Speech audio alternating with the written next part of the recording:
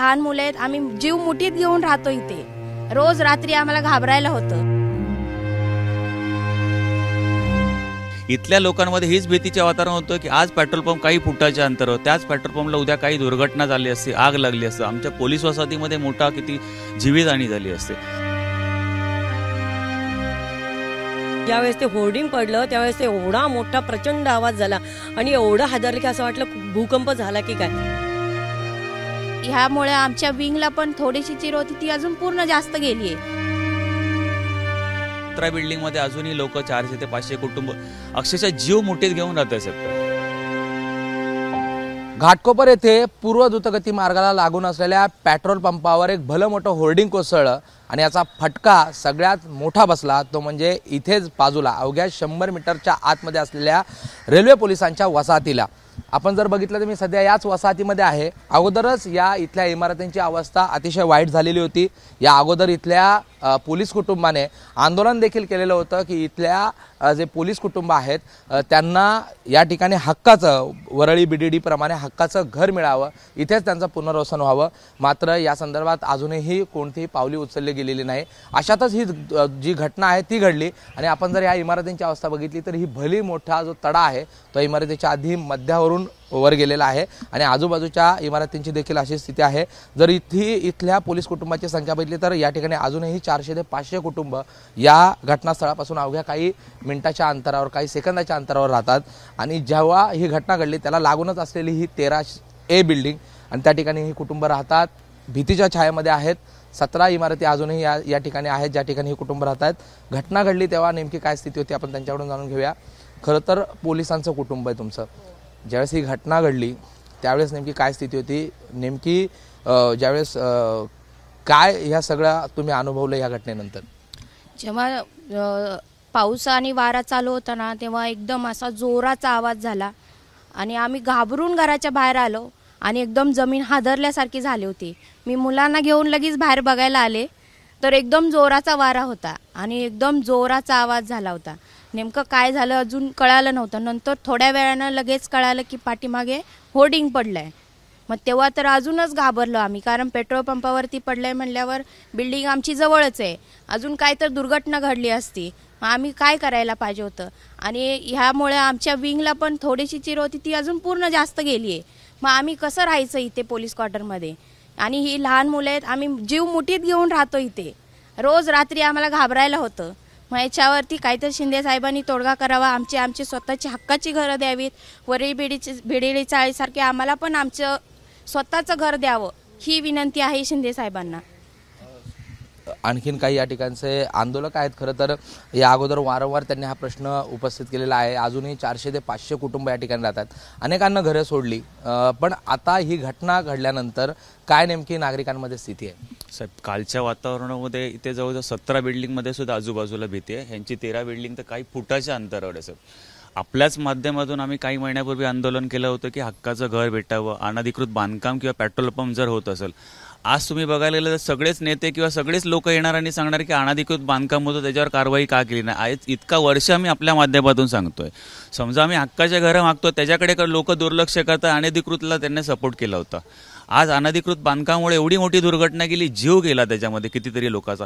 इथल्या लोकांमध्ये हीच भीतीचे वातावरण होतं की आज पेट्रोल पंप काही फुटाच्या अंतरावर, त्याच पेट्रोल पंपला उद्या काही दुर्घटना झाली असते, आग लागली असते, आमच्या पोलीस वसाहतीमध्ये मोठा किती जीवितहानी झाली असते. आज आमचं वारंवार सरकारला हेच सांगण्याची, समजा तुम्ही अनधिकृत बांधकामाला तुम्ही सपोर्ट करताय तर आम्ही कुठेतरी अधिकृत बांधकाम मागतोय, आम्हाला हक्काची घरं मागतोय. आज लहान पोरं 3-3 पिढ्या इथे राहत आहे. साहेब, आम्हाला कुठेतरी आपल्या माध्यमातून सरकारला हीच विनंती आहे, अनधिकृत बांधकाम झाल्यानंतर आता बोलून फायदा नाही, ह्याच्या पुढे कुठेतरी दुर्घटना होऊ नये. आज तुम्ही बिल्डिंगला बघाल तर पूर्ण इथे बिल्डिंगला तडे गेलेले. आज त्याच्यामध्ये काही होऊ शकतं, कधी बिल्डिंग पडू शकतो. इथल्या अधिकाऱ्यांना वगैरे आम्ही काय सांगितलं तर दुर्लक्ष करतात. आपण पण आपल्या माध्यमातून ज्या वेळेला आम्ही आंदोलन केलं तेही आमच्या दडपण्याचा प्रयत्न करण्यात आला.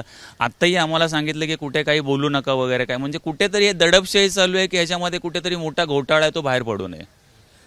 या जी ही जागा आहे ती देखील लोहमार्ग पोलिसांचीच होती. नेमकी तिथे किती इमारती होत्या आणि कसं पुनर्वसन त्यांचं झालं? इथे 1 ते 7 बिल्डिंग होत्या, त्याच्यामध्ये आता 4 बिल्डिंग पाडलेली. त्याच्यामध्ये अनधिकृत पेट्रोल पंपच आहे ते बांधलं होतं. बाकीच्या 1, 2, 3 बिल्डिंग आणि 4 बिल्डिंग अशा 5 बिल्डिंग खाली आहे आणि इथे 8 ते 24 अशा 17 बिल्डिंगमध्ये अजूनही लोक 400 ते 500 कुटुंब अक्षरशः जीव मुठीत घेऊन राहत आहे साहेब.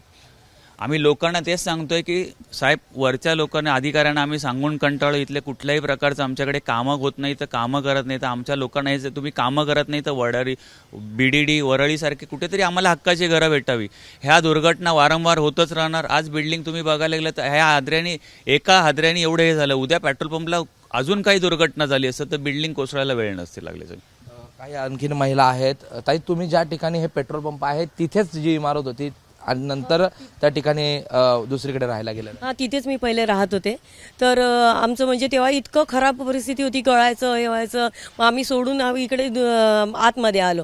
मग ते पाडल्यानंतर तिथे त्यांनी पेट्रोल पंप वगैरे बनवला आणि तिथून इकडे आलो. ज्यावेळेस ते होर्डिंग पडलं त्यावेळेस ते एवढा मोठा प्रचंड आवाज झाला आणि एवढं हादरलं की असं वाटलं भूकंप झाला की काय. मी भांडी घासत होते, तिथून मला खिडकीनं दिसलं की ते असं कलते आणि पडते. एवढं घाबरलं आम्ही घरात. माझे मुलं तर एवढे घाबरले की ते बाहेर निघायला पण तयार नाही. बिल्डिंग आमची अक्षरशः वादळाने अशी हल्ल्यासारखी होती. आमची स्वतःच्या बिल्डिंगचं अशी कंडिशन आहे की तिची एक बाजू पाव इंच खाली गेली आहे, म्हणजे थोडी कल्ली आहे ती. ही कंडिशन असताना सुद्धा आम्ही बरेच कुटुंब राहतो. आम्ही किती वेळा सगळ्यांना म्हटलं हात जोडून की आम्हाला कुठेतरी चांगलं पुनर्वसन करून द्या, आमच्याच जागेत करून द्या, एका कोपऱ्यात कुठेतरी द्या. तुमच्याच जागेत पेट्रोल पंप तर झाला. हा, तर पेट्रोल पंप झाला, पण कसं आहे ना, शेवटी आम्ही पोलीसवाले दुसऱ्यांच्या कामासाठी आम्ही उपयोगी पडतो, पण आमच्या कामासाठी कधी कोणी उपयोगी पडत नाही. आता जी कंडिशन झाली त्यावेळेस कोण होतं घरामध्ये? सगळे आमची पुरुष मंडळी तर बाहेरच होती, बायका मुलंच होते. अशी जर कंडिशन झाली तर त्यावेळेस आमच्यासारखे जे, म्हणजे आता बायका म्हटल्या की दुबळेच म्हणतात, मुलं दुबळेच झाली, तर अशा कंडिशनला आम्ही जाणार कुठे? म्हणजे शेवटी आम्हाला आमचे जे पुरुष मंडळी आहेत त्यांचाही आधार नाही आहे. मग कमीत कमी सरकारने आम्हाला आधार सारखं चांगलं घर द्यावं आणि चांगल्या कुठेतरी सोय करून द्यावी. आता कारण हे खूपच, आता तुम्ही बघताय किती मोडकळीला आलं आहे सगळं. अतिशय भीषण म्हणजे कंडिशन आहे. येतात फक्त बाहेरून प्लॅस्टर करतात, त्या प्लॅस्टरचं पण तुम्ही जर काडीने कोरलं तर ते प्लॅस्टर पडेल, अशा कंडिशनचं त्यांचं प्लॅस्टर करून जाईल. आतापर्यंत मी राहते आहे तेव्हापासून 3 वेळा प्लॅस्टर झालं बिल्डिंगला, पण ते असंच. तर आमच्या पाठीमागचं झाड पडलं तर शेजारच्या विंगचे सगळ्या खिडक्यांचे स्लॅब घेऊन पडलं ते झाड, आणि त्यातून स्लॅबसुद्धा अशा ना खिडक्यांचे की ते आपोआप पडतात. त्यांना काही म्हणजे पावसाच्या याच्यामध्ये कशामध्ये त्यांना फक्त त्यांना प्लॅस्टर करून घेतलं की ते दिसतं की नवीन झालं आहे म्हणून. सगळी कंडिशन आहे. तर काय नेमकी ज्यावेळेस घटना घडली त्यावेळेस काय स्थिती होती? माझी ही घटना पूर्ण डोळ्यांनी बघितली. वारं येते, पाऊस येतोय, वादळ येते, खिडकीत आम्ही गमत बघतोय, अरे बापरे वारं तर खूप जोरात येते. होल्डर अक्षरशः ते होल्डिंग खाली पडतंय, आम्ही बघतोय. पण जेव्हा त्याचा वेग इतका जोरात होता ना की अक्षरशः ते पडताना आम्हाला तो मधला जो पॅसेज होता त्याचा तो अजिबात दिसला नाही. खाली पडल्यानंतर मी बोलते, सासूबाईंना बोलते की नवीन काहीतरी होल्डिंग त्यांनी खाली पण काहीतरी तयार केलेलं असेल कदाचित, त्याचा पत्रा हालतोय. नंतर ताई, माझी मैत्रीण पल्लवी ताई, त्यांनी मला फोन केला की तुमच्या घरातून काही दिसतंय का, म्हणून ते वरती आले. तेव्हा बघतोय तर अक्षरशः पूर्ण खाली पडलेले, गाड्या वगैरे सगळं गेलेल्या. आणि असं असताना आमच्या घरात तर पूर्णपणे हादरा जोरात बसलेला. मुलं म्हणतात मम्मी काय झालं काय, म्हटलं अरे कदाचित वीज पडलेली असेल. पण ताईवरती आल्यानंतर कळालं की ते होल्डिंगच खाली पडलेले. असं असताना आमच्या विंगला तर पूर्ण हादरा बसलेला आहे. अशा वेळेस आम्ही मुलं घेतले, खाली आलो, बघतो तर खाली परिस्थिती एकदम भीषण होती. निष्पाप लोकांचा आज जीव गेलेला आहे. असं जर उद्या आमच्या बरोबर न होऊ यासाठी शिंदे साहेबांनी आम्हाला वरळीसारखं हक्काची घरं आमची देवा, एवढीच आमची अपेक्षा आहे. खरं तर आपण बघितलं ही सगळी पोलीस कुटुंब, साधारणतः 400 ते 500 कुटुंब या ठिकाणी राहतात. अतिशय जुनी अशी असलेली लोहमार्ग पोलिसांची वसाहत आहे. गेल्या अनेक दिवसांपासून एकच मागणी करतायत की हा इतकी मोठी जागा पूर्व द्रुतगती मार्गाला लागून आहे, त्या ठिकाणी लवकरात लवकर या सगळ्या पोलीस कुटुंबियांचं याच ठिकाणी वरळी BDD प्रमाणे पुनर्वसन व्हावं. मात्र प्रशासन या संदर्भात कोणत्याही उपाययोजना करत नाही. उलट या ठिकाणी लोहमार्ग पोलिसांची जी वसाहत होती ती तोडून त्या ठिकाणी पेट्रोल पंप तयार करण्यात आला, त्यावर अनधिकृत होर्डिंग्स उभं झालं. मात्र इथल्या पोलीस कुटुंबियांचा प्रश्न, घराचा प्रश्न, हक्काच्या घराचा प्रश्न अजूनही मार्गी लावायला प्रशासनाला वेळ दिसत नाहीये. आज या दुर्घटनेत काही लोकांचे जीव गेलेत, 14पेक्षा जास्त मृत्यू झालेत. उद्या जर अशीच घटना या ठिकाणी या पोलीस वसाहतींमध्ये झाली, या घटनेनंतर ही वसाहत पूर्णपणे हादरून गेलेली आहे, अशी जर घटना झाल्यास इथे देखील मोठी जीवितहानी होऊ शकते. त्यामुळे आता तरी प्रशासनाला आणि सरकारला जाग यावी अशी मागणी इथले पोलीस कुटुंबीय करताना दिसत आहेत. कॅमेरा पर्सन अनुप रस्तोगीसह प्रशांत बडे, ABP माझा, मुंबई. ABP माझा, उघडा डोळे बघा नीट.